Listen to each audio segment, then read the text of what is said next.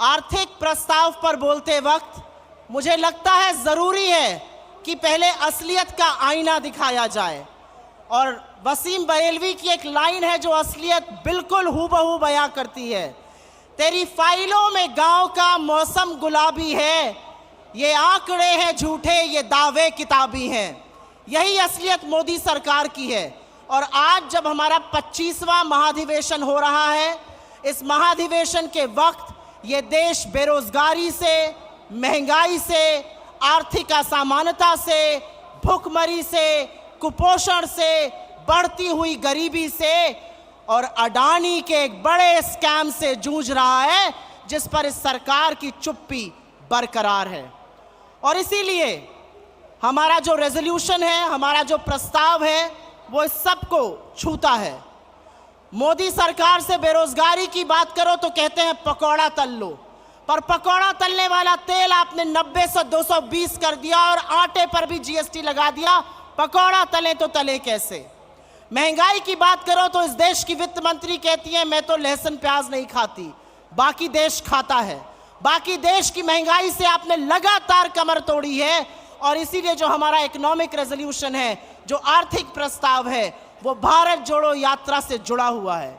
जब राहुल जी भारत जोड़ो यात्रा कर रहे थे, जब वो कन्याकुमारी से कश्मीर कबीर 4000 किलोमीटर पैदल चल रहे थे, तो वो अजनबियों को गले लगा रहे थे, वो लोगों के आंसू पोंछ रहे थे, लेकिन वो युवाओं के टूटे हौसले इस देश के बिखरे सपने को भी बटोरने का, जोड़ने का काम कर रहे थे। और वही हमारी रेजोल्यूशन का पार्ट है। हम आर्थिक असमानता कम करने पर प्रतिबद्ध हैं, हम भुखमरी को खत्म करने पर प्रतिबद्ध हैं, हम रोजगार बनाने पर प्रतिबद्ध हैं, हम महंगाई को नियंत्रण में लाने पर प्रतिबद्ध हैं।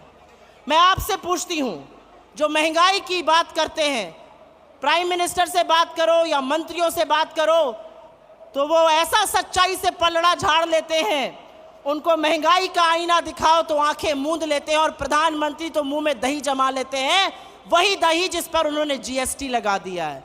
यह देश महंगाई से जूझ रहा है, इस देश की आय कम हुई है, बेरोजगारी ज्यादा, और इसीलिए महंगाई एक बहुत बड़ी भयावह समस्या हमारे सामने बनकर खड़ी है।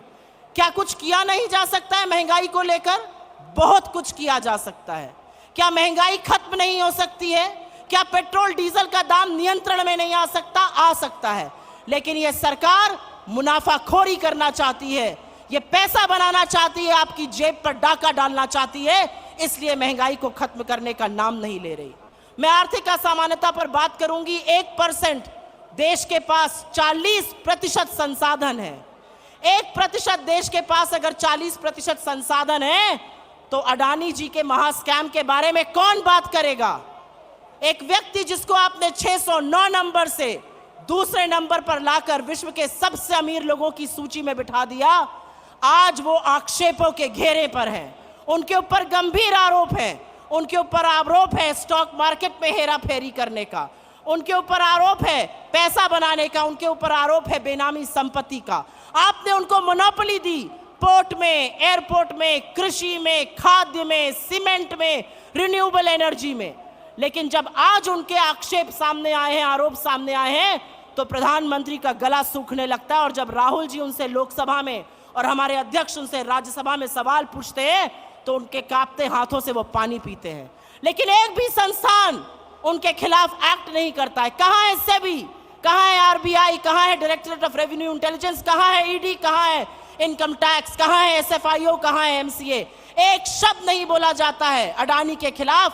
दुनिया भर के संस्थान, दुनिया भर के मार्केट्स, दुनिया भर के बैंक उनके खिलाफ एक्शन ले रहे हैं, लेकिन हमारे देश में उनके खिलाफ एक्शन नहीं लिया जाएगा। और मैं उत्तर प्रदेश से आती हूं और वहां पर एक लाइन है, जब सैया भय कोतवाल तो डर काहे का। और यही असलियत है। एक व्यक्ति एक्शन लेने को तैयार नहीं है। डाउ जोन्स और एसएनपी एक्शन ले रहा है, स्टैंडर्ड चार्टर्ड एक्शन ले रहा है, क्रेडिट स्विस एक्शन ले रहा है, सिटी बैंक एक्शन ले रहा है, यूके का रेगुलेटर एक्शन ले रहा है, लेकिन हम एक्शन लेने को तैयार नहीं है। और इसका खामियाजा यह देश भुगत रहा है। जब आप एक कारोबारी को लेकर दुनिया भर में घूमते हैं और उनका व्यवसाय बढ़ाने की कोशिश करते हैं, तो आप बेरोजगारी पर, महंगाई पर, बढ़ती गरीबी पर, आर्थिक असमानता पर बोलने का ना हौसला रखते हैं, ना बोलने की नैतिकता रखते हैं। बहुत लंबी बात नहीं करनी है। यहाँ पर मैं ये ज़रूर कहूँगी कि हमारी जो चुनी हुई सरकारें हैं, चाहे वो राजस्थान हो, हिमाचल हो, छत्तीसगढ़ की सरकार हो, लोगों की बात सुनती है और उसी के बल पर हमारा नीति निर्माण होता है। चाहे ओल्ड पेंशन स्कीम हो जो हमारी तीनों सरकार ने करी, या चाहे अर्बन मनरेगा हो, या हेल्थ की व्यवस्था हो, या न्याय स्कीम जो छत्तीसगढ़ ने लॉन्च करी, यही हमारा खाका है, यही हमारा प्रारूप है। यूपीए की सरकार ने 2004 से 14 के बीच में 27 करोड़ लोगों को गरीबी की सीमा रेखा से निकाला था और 23 करोड़ लोगों को गरीबी की सीमा रेखा के नीचे वापस ढकेलने का काम मोदी सरकार ने किया है। तो मैं अंत में सिर्फ इतना कहूंगी कि 1991 में एक बहुत बड़ा परिवर्तन हुआ था, इकोनॉमिक लिबरलाइजेशन हुआ था इस देश में, और आज वक्त आ गया है एक नई सोच का, एक नई आशा का, एक नई उम्मीद का, जो भारत जोड़ों से जग रही है, जो कांग्रेस के इस मंच से जग रही है, जो हमारे नेताओं से जग रही है। युवाओं को रोजगार देना हमारा परम कर्तव्य है। और अगर आप मुझसे पूछिए कि नंबर 1 टू नंबर 10 क्या प्राथमिकता होनी चाहिए सरकार की, तो रोजगार, रोजगार, रोजगार और महंगाई को खत्म करना होना चाहिए। युवाओं की बात करना इसलिए जरूरी है क्योंकि कहते हैं तलवारों की धारों पर इतिहास हमेशा बनता है, जिस ओर जवानी मुड़ती है उस ओर जमाना मुड़ता है। इसीलिए युवाओं की बात करनी जरूरी है, महिलाओं की बात करनी जरूरी है, खेतिहर मजदूर की बात करनी जरूरी है, किसान की बात करनी जरूरी है, और उसी का खाका हमारा इकोनॉमिक रेजोल्यूशन तैयार करता है। हम प्रतिबद्ध हैं सबको, और हम आशा और विश्वास करते हैं कि जनता हमारा साथ देगी और हम जो करना चाहते हैं जनता के लिए वो जरूर करेंगे। इन सब बातों को ध्यान में रखते हुए मैं आपसे हाथ जोड़ के विनम्रता से निवेदन करती हूं कि कमलनाथ जी की अध्यक्षता में जो आर्थिक प्रस्ताव यहां पे रखा गया उसका हाथ उठाकर अनुमोदन करने का कष्ट करें।